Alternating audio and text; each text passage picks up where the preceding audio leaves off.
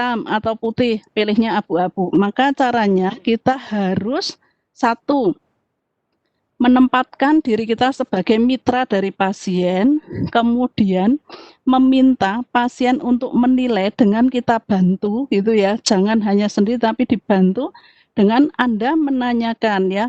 Contohnya yang nomor satu, Anda bisa menanyakan, bagaimana ya Pak, apakah Bapak merasa percaya diri pada saat itu ya melakukan hubungan dengan istrinya dan mempertahankan ereksinya. Jadi Anda tidak harus seperti ini yang kaku ini, tetapi dengan bahasa yang paling mudah bisa dicerna oleh pasien, yang enak Anda sampaikan, yang kalau dirasakan itu tidak threatening atau tidak mengancam pasien. Jangan bagaimana, ayo Pak. Nah gitu. Jadi jangan, tetapi kita menempatkan diri kita sebagai temannya gitu ya, atau mitranya.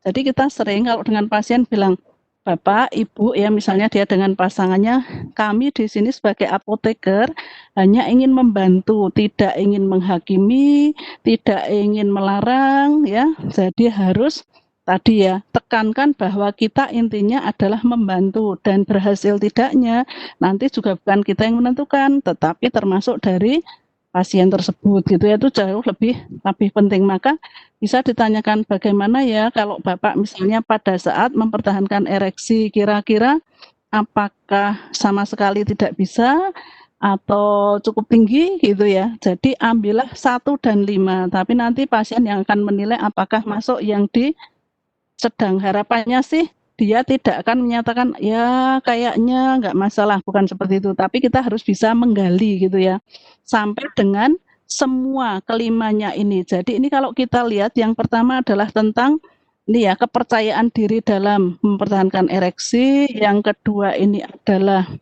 pada saat ini ya, ada rangsangan, kemudian ini berapa sering ya dari tingkat kekerasan ini ya, sehingga bisa melakukan penetrasi. Kemudian yang ketiga, pada saat terjadinya hubungan ini, seberapa sering bisa dipertahankan gitu ya, dipertahankan keadaan tersebut. Kemudian juga yang nomor 4 ini adalah apakah sampai selesai. Kemudian yang kelima, nah tentang satisfaction, apakah ini bisa memuaskan, tentunya tidak hanya dirinya tapi juga pasangannya, itu juga lebih penting.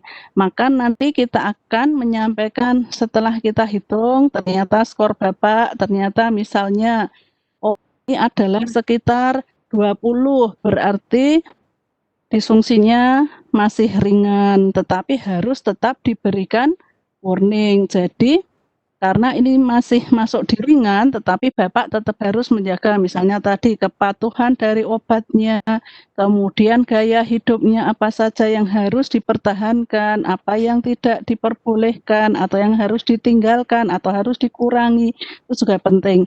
Apalagi kalau ternyata dia sudah kita temukan dalam kondisi yang sedang, dan pasien merasa terganggu, maka kita harus sesegera mungkin akan menyampaikan rujukan kita ya untuk merujukkan kepada andrologi ya, teman-teman klinisi androlog.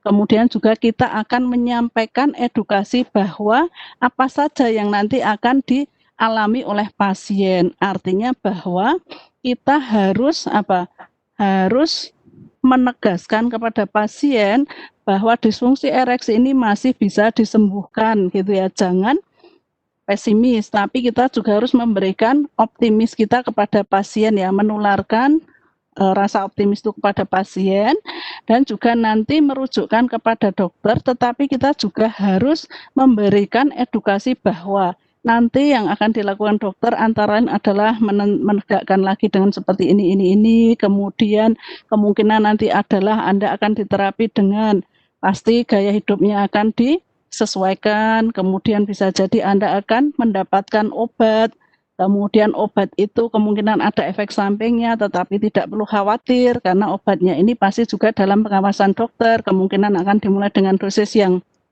tadi ya maksimal misalnya 100, kemudian akan tapering down atau diturunkan, dan jangan lupa bahwa semua ini dilakukan dalam pengawasan dokter dan secara berurutan, tidak dengan langsung misalnya dengan tindakan yang invasif gitu ya, karena pasien kadang-kadang menjadi ketakutan. Tetapi kita memang harus menyampaikan sesuai dengan guideline tadi, dari yang level pertama, kemudian sampai dengan kemungkinan-kemungkinannya.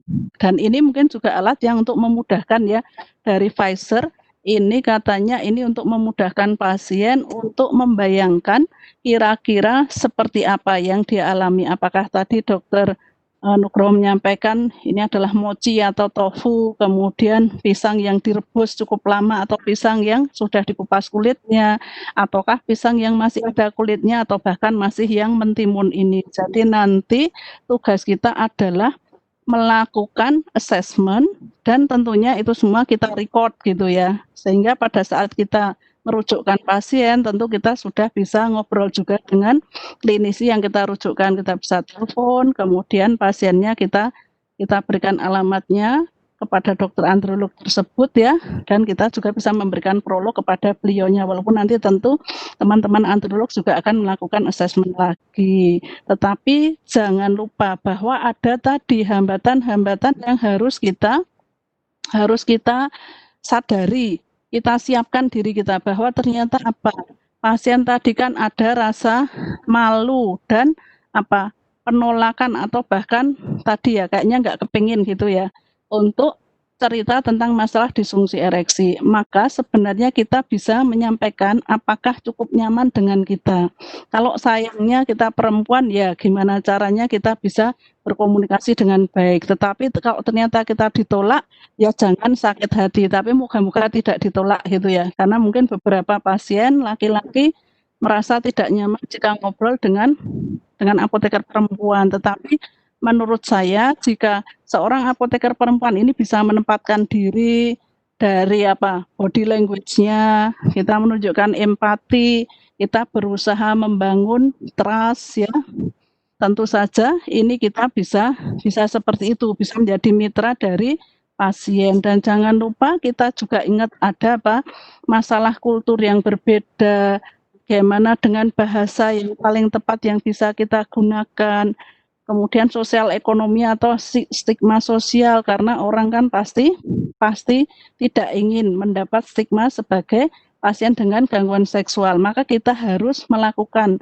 konseling kepada pasien ini di ruang khusus ya, ruang yang tidak terganggu, yang kita tidak buru-buru, tidak diinterupsi oleh TTK kita, oleh pasien yang lain gitu ya. Tetapi jangan lupa bahwa seorang apoteker seperti tadi dinyatakan Dr. Nugroho harus selalu meningkatkan pengetahuan dirinya terkait dengan erectile dysfunction tadi atau disfungsi ereksi ini. Jadi jangan kita menuntut pasiennya banyak tahu, tetapi kita tidak bisa memberitahu, tidak bisa memberikan informasi yang benar. Ya, kemudian juga tadi tentang treatment seperti apa sih yang akan dialami oleh pasien itu penting karena pasien banyak yang tidak tahu sehingga sering meraba-raba sendiri, membayang-bayangkan sendiri, apalagi sumbernya dari internet yang kadang-kadang malah menyesatkan pasien itu ya. Apalagi ada jamu-jamu yang ternyata BKO gitu ya, atau yang bilangnya adalah purwoceng padahal belum tentu gitu ya. Dan itu harus hati-hati. Maka kita harus menguasai baik dari sisi pengetahuan tentang disfungsi ereksi, penyakit-penyakit yang terkait, obat-obat yang sangat memungkinkan sebagai drug induce, dan jangan lupa bagaimana kita menempatkan diri kita dalam berkomunikasi dengan pasien. Karena ini kita lihat bahwa kita itu memang harus properly educate patient. Memang harus mengedukasi pasien tapi dengan cara yang tepat. Biar kita tepat apa, semua tadi kita kuasai. Masalah apa namanya, barriers atau apa, atau penghalang, penghambat, misalnya masalah kultur, masalah bahasa, nah itu harus kita perbaiki.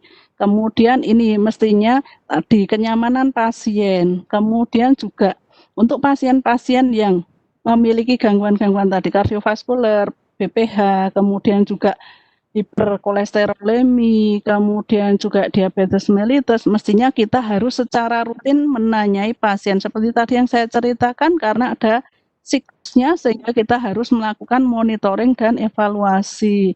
Dan jangan lupa semua itu bisa tercapai jika apa?